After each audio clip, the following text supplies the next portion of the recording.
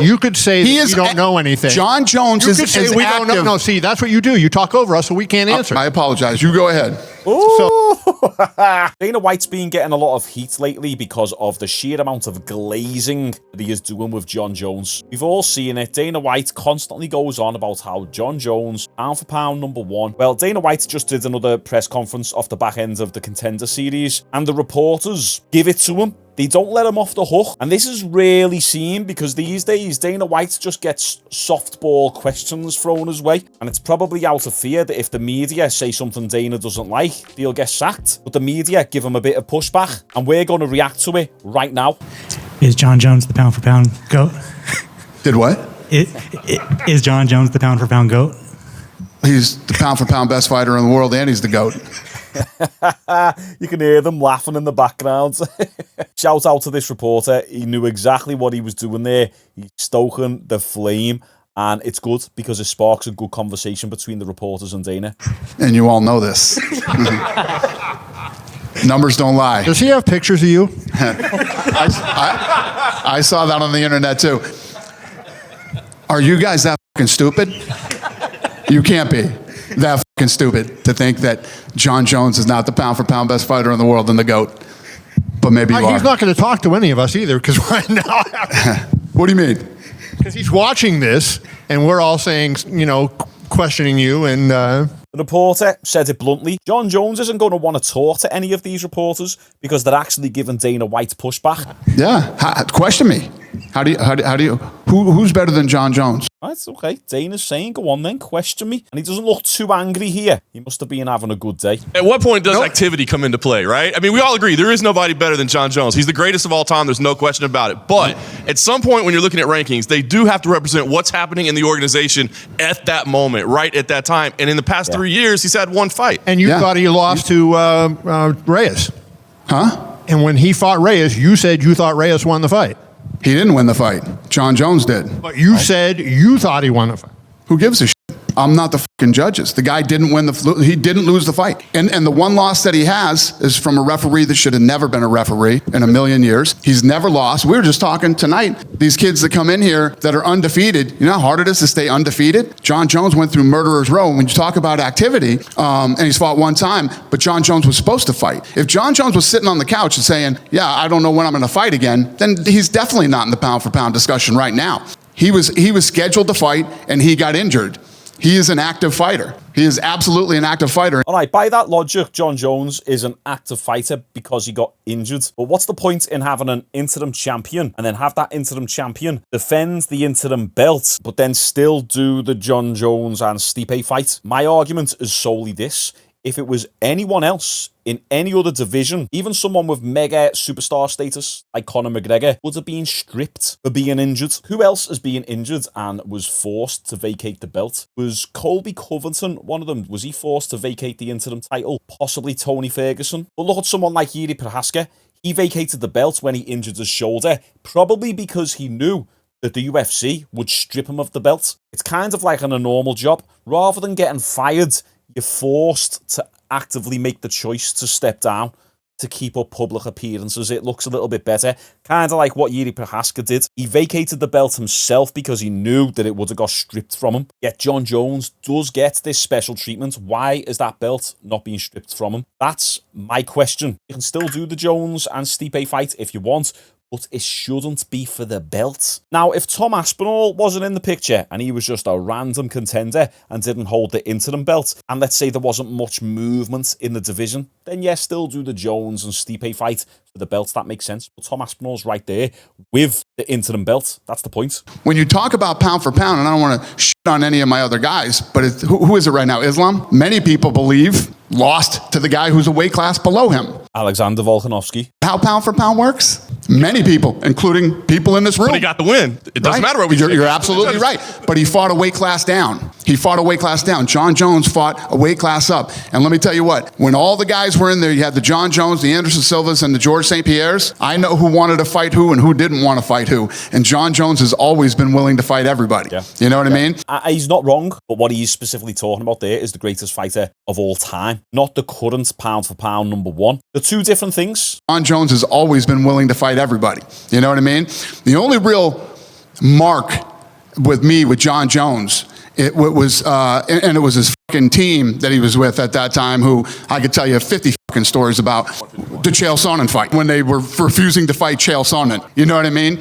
But other than that, John Jones has fought everybody that's ever been put in front of him. He went through murderer's row, and if you look at who he fought at the time when he fought them, look at the record of the guys combined that he fought. And the list just goes on and on. That makes him the greatest fighter of all time, not the greatest active fighter, because he is not an active fighter. He has fought one time in over 4 years. He is an active fighter. Yes. That's Kevin Ioli, I think, from, is it Yahoo Sports, or he used to be with Yahoo Sports. I like that, Kevin, because he gives a bit of pushback to Dana White. I don't think Dana White will sack him, because I think that Dana White somewhat respects the fact that he gives him a little bit of pushback. He is an active fighter. He just got injured. He was going in. But he hasn't fought. And he was going in to fight at heavyweight again. Okay. A weight class above. But that's and he fucking destroyed the guy who was the best guy in the division. Not really, though. And the heavyweight division is thin as ice. Cyril Gane, the best in the division. He got out-wrestled by Francis Ngannou. And I think everybody here, if he was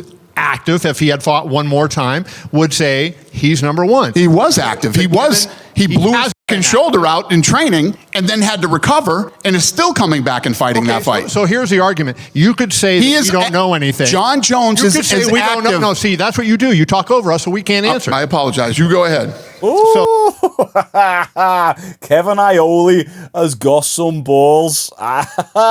He said, that's the problem. Every time we try and talk, you talk over us. Damn, this reporter woke up and shows violence today. Look at Dana White's face. He kind of knows that he's in the wrong there, because Dana does do that. He does talk over the reporters, and sometimes it is a little bit like a dictatorship. People are afraid to speak up. That's what you do. You talk over us, so we can't answer. I apologize. You go ahead.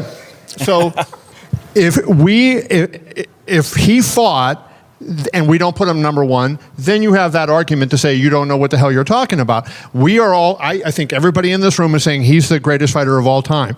And I think most people in this room would say he is the number one pound for pound fighter of all time. But you can't just sit on your laurels from something you did 3, 4, 5 years ago. Dana subtly nodding there, agreeing with what he's saying. Cyril Gane fight. Since Islam, he hasn't fought in 18 months. Okay. And it's exactly 18 months. 18 months ago, that was like January 2023. That was the last time I was healthy and training regularly, and I've only just started training regularly now. Also, my new fitness channel is live right now. We got the welcome video up on there. Go and check it out, link in the description. But to say John Jones is an active fighter when his last fight was 18 months ago, a little bit of a wild statement, Dana. Going to be 20 months by the time he gets in the ring. So assuming he gets in the ring, right? We don't know he's going to be healthy. So all I think everybody is saying, and the argument against you, is the fact that most people who do pound for pound lists have a 1 year cutoff, unless they're, they had a fight scheduled at the time. So John fell out of pound for pound list because it was over a year and he didn't have a fight scheduled. He did. He doesn't have. He did have a fight scheduled. And he got injured. And so and now he does have a fight scheduled now. How many times did we ask you, Dana, is he fighting? I don't know what's happening with John Jones. Just like you say about Conor now, right? I did not say, I don't know what's happening with John Jones. What I said was, John Jones is injured and he's recovering from his injury. In common sense, everybody knows that. This guy just said he knows he's fighting in fucking November. Will I announce it? I said, I'll announce it when the whole card is, but everybody knows he's fighting. Fucking silly. And I don't know what this game is with everybody, but John Jones is the pound for pound best fighter in the world. Until this fucking guy, and he has been he hasn't fought, what'd you say, 18 months? Since the Cyril Gane fight? 18 months and then 1 in 4 years. So 18 months, he moved up and he fought Cyril Gane and destroyed him in a weight class above him, who was the number one guy in the world, and in the UFC. Then we book another fight. He's training for the fight, blows his shoulder out, which means he's still active, gets surgery, recovering, and is scheduled to fight in November. He is an active fighter. I think it's kind of like Bill Clinton's definition of is. I don't even know what that means, but... that was when he was getting impeached, and then the lawyer, but forget that. I didn't get that joke either, but it sounded funny just bringing up Bill Clinton like that. It's not like John Jones was not active and was not accepting fights. And I also believe, because I know how John Jones is, John Jones fights and beats Stipe. If he wins, I think he fights Aspinall. So... Let's go. Come on. We've heard Dana say that a couple times now, that when John Jones beats Stipe Miocic, he will most certainly fight Tom Aspinall. Now, I hope Dana is right about that, because we've also seen a couple times Jon Jones on Instagram talking about how he's going to retire undefeated after he beats Stipe Miocic. So who's right? Is it Dana or is it Jon Jones? Only time will tell. It's all just, this is some little fucking game we're all playing that I don't understand. Well, I like Jon Jones, right? Yeah. So, I mean, I will say that I've had my share of arguments with him just like you have, but I like him. But I think the last thing is, too, who he is fighting, right? Coming up. So everybody in this room thinks Aspinall is more highly rated than Stipe at this point. Stipe's reputation is fantastic, but he has not won a fight since he beat DC in 4 years. Yeah. So that also plays into it. Partially a factor when you have a guy like Aspinall knocking Sergey Pavlovich out in a minute, Curtis Blades in less than a minute, et cetera, et cetera. Yep. That's just me. No, I don't disagree with you. But here's the flip side to that. So what do? A guy who's looked at as the greatest heavyweight in the UFC, right? This fight's set up. Jon Jones gets hurt. Not his fault. He has to wait and go back into fucking training camp again. He was training. So do I just yank it away from Stipe and say, hey, go fuck yourself and sit on the sidelines for 2 more years? Or if I did that, you guys would be like, oh, you fucking disrespected the greatest heavyweight ever. And you know what I mean? So would the fucking fans. So I should just shit on Stipe because Jon got hurt and not make the fight that he was already supposed to fight. I mean, Dana's got a point there. That's something that I didn't really consider myself. We all like to sit here and say Stipe shouldn't fight Jon Jones. He's past his prime, blah, blah, blah. But Stipe is the greatest heavyweight of all time. Dana White was to say, yeah, see you later, Stipe. It's Tom Aspinall's turn. A lot of people would be angry about that as well. Kind of like a lose-lose situation for Dana. I do get where he's coming from there. Then the answer to that would be you should have had Stipe fight Aspinall or somebody else, right? In the interim, because how do you qualify for a title shot when you have not fought since 2021 and you lost that fight? How do you qualify for a title shot sitting out for over 3 years and just sitting on the sidelines waiting when you're trying to say who is the best fighter in the world? Should you not be active and be competing and be beating? You said yourself, and Hunter has said that the UFC heavyweight division is the best it's ever been, right? So should he not be challenging himself against those fighters? So when Jon got hurt, instead of saying Stipe versus Pavlovich, Aspinall versus Pavlovich, why not Stipe versus Pavlovich or Stipe versus Aspinall at that point? That would. Yeah, you can see Dana's nodding constantly. He does subtly agree with what Kevin Ioli's saying. And I think the thing here is everyone's kind of got a point. Whichever way this goes, there's going to be some people unhappy regardless. Why didn't Stipe fight Tom Aspinall? Stipe had already been out for the better part of 2 years. And then Jon Jones got injured, which is almost another 2 years of inactivity. So why in those 4 years has Stipe not fought at all? Because Stipe knows this is his last fight and he wants a big money fight to go out on. 2 legends in the sport that wanted to fight each other. These guys are lined up. One guy gets hurt. And this is the fight that they both want. What do you do? You don't show the guys the respect. And I guarantee you this, if Stipe wins, Stipe's going to retire. You know what I mean? This will be Stipe's last fight. If Stipe wins, Stipe's going to retire. But if he loses, will he fight again? So are you the media telling me I should just tell Stipe to fuck off? Good luck to you, Stipe. Right off into sunset. Go fight some fires. That's a wrap for you, buddy, because Jon got hurt. Or do I show this guy the respect that I should show him and give them both the fight that they want? That's the position I'm in. We had this thing lined up. And again, like you said, if Stipe was, 32 years old, then that's probably what we do. But this is probably Stipe's last fight, win or lose. And I'm not going to disrespect the guy. He accepted the fight. He was ready for the fight, and Jon got injured. If you don't think that I wouldn't love to just say, hey, let's do fucking Stipe and one of the top 3 heavyweights, and then we do Jon Jones versus, it would be great. But we already agreed to this with these guys. We already had a deal. And Jon got hurt. If this is Stipe's last fight, and it was always going to be Stipe's last fight, then why would Dana book Stipe against, Sergey Pavlovich or Tom Aspinall when Stipe versus Jon Jones would be a bigger fight? I get what he's saying. He's trying to show Stipe the respect that Stipe deserves, of course, and then also balance and manage this Tom Aspinall and Jon Jones narrative that's bubbling up right now. And you got to admit, guys, it must be a very hard job to be in Dana White's position. Give Aspinall's a young, badass dude. He's got plenty of time. These guys are going to fight in November, and he will fight Jon Jones if he wins. I almost guarantee you that. And if Stipe wins, then we'll figure out what's next for Aspinall. If Stipe were to happen to win, does Aspinall become the full champion given you? Well, then who knows too? Let's see if Stipe wins and Stipe feels great. Maybe Stipe does take the fight.